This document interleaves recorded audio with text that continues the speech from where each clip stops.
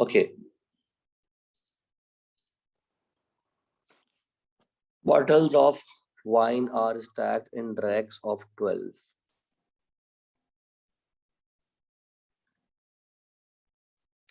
The weights of these bottles are normally distributed with mean 1.3. So यहाँ पर हमें सबसे पहले उन्होंने कहा कि भाई हम लेट से कह रहे हैं कि भाई x जो है वो क्या चीज़ है, वेट ऑफ बॉटल है।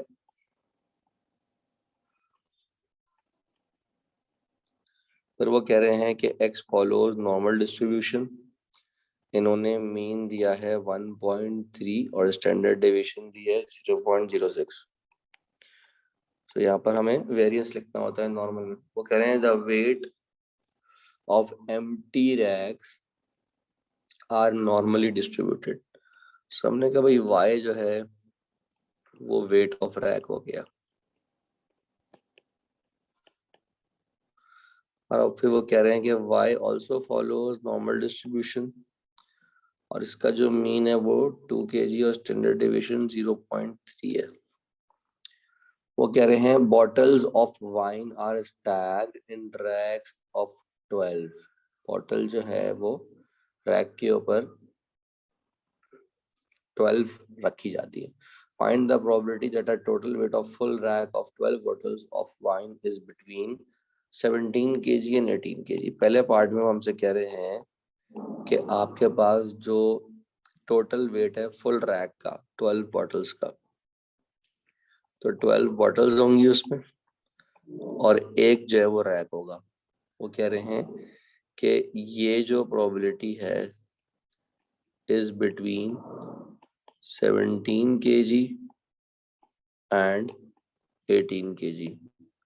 तो सबसे पहले हम क्या करेंगे, I will take t is equals to 12x plus y and they are asking for 17 to 18। so इसमें हम क्या करते हैं, probability of t lesser than equal to 18 minus probability of t lesser than equal to 17। अब हमें यहाँ पर t का मीन निकालना पड़ेगा, तो t follows normal distribution। हमारे पास जो मीन आएगा वो आएगा 12 मल्टीप्लाई बाय 1.3 प्लस 2 और जब आप स्टैंडर्ड डेविएशन है वेरिएंस है वो आएगा 12 मल्टीप्लाई बाय 0.06 का स्क्वायर प्लस 0.3 का स्क्वायर। तो यहाँ से हम जो हमारी t है वो लिख लेगा t फॉलोज नॉर्मल डिस्ट्रीब्यूशन। यहाँ पर हमारे पास वेरिएंस भी आ जाएगा और हमारे पास मीन भी आ जाएगा। So this can now be changed in the form of z lesser than equals to 18 minus 17.6 upon under root 0.133 and this is probability of z lesser than equal to 17 minus 17.6 upon under root 0.133. So this is now normal distribution. So this becomes phi of something and this becomes phi of negative something. So negative something को हम क्या करते हैं, 1 में से minus करते हैं।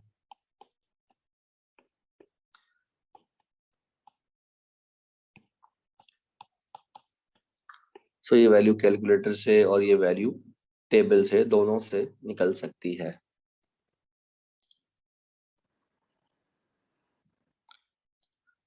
In the next part, they are saying 2 bottles of wine are chosen at random.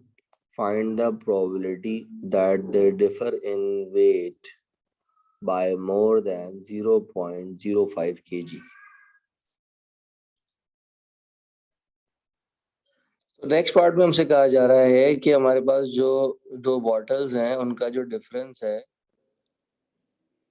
Randomly selected. Let's say भाई हमने कहा भाई x1 और एक्सओ, इनका जो डिफरेंस है वो इसकी बात कर रहे हैं। अब इसका डिफरेंस वो कितना कह रहे हैं, इसका डिफरेंस वो कह रहे हैं इज मोर देन 0.05। इसकी प्रोबेबिलिटी मांग रहे हैं हमसे। सो हमने कहा भाई x1 जो है वो भी फॉलो करता है नॉर्मल डिस्ट्रीब्यूशन, क्योंकि वो बॉटल का वेट है। इसका जो मीन था वो था 1.3, स्टैंडर्ड डेविएशन थी 0.06।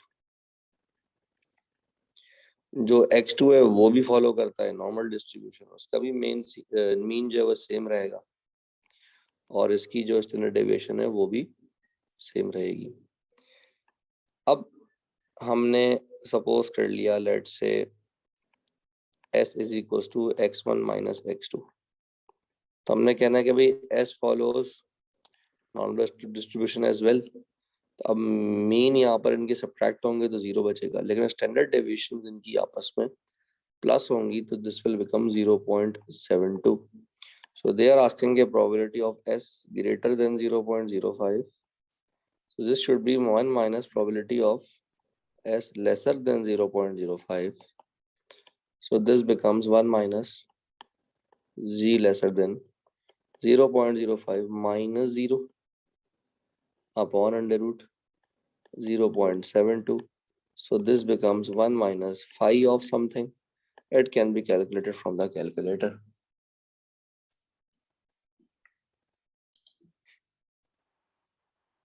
There's some mistake. This is 0.072. 0.0072. I'm sorry. This is 0.0072.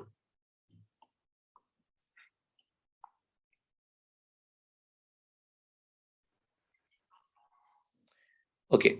So we have a question, and in this question they are saying कि भाई मशीन A है जो कि फिल करती है फर्टिलाइजर बैग को,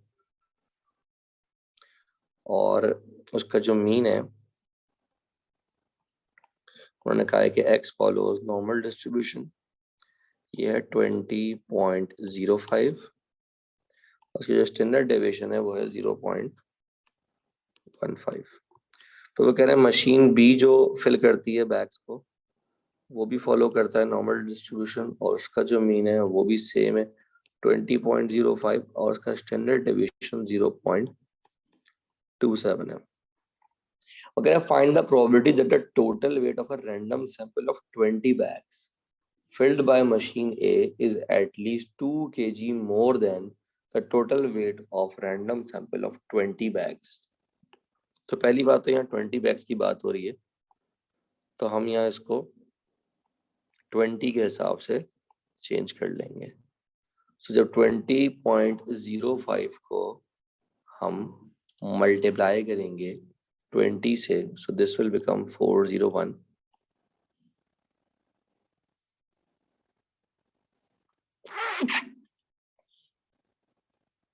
This will become 0.45, and this will become also 401, and this is 1.458। अब वो क्वेश्चन में क्या कह रहे हैं, क्वेश्चन में कह रहे हैं the probability that the total weight of a random sample of 20 bags filled by machine A is at least 2 kg more than the total weight of sample of 20 bags filled by machine B। So basically ये कह रहे हैं कि जो इनका difference है x minus Y वो greater than 2 होना चाहिए, इसकी प्रोबेबिलिटी मांग रहे हैं। सो अब इसके लिए मैं एक नया वेरिएबल इंट्रोड्यूस करता हूँ z t। मैंने कहा भाई t बराबर है x माइनस वाई के। सो मैं कहूँगा कि भाई t फॉलोज नॉर्मल डिस्ट्रीब्यूशन, सो मेरे पास मीन तो आ जाएगा 0, जबकि वेरिएंस हमारे होते हैं प्लस, तो ये हो जाएगा 1.908। So this will become probability of t greater than 2, उसको हम लिख लेंगे 1 minus probability of t lesser than 2.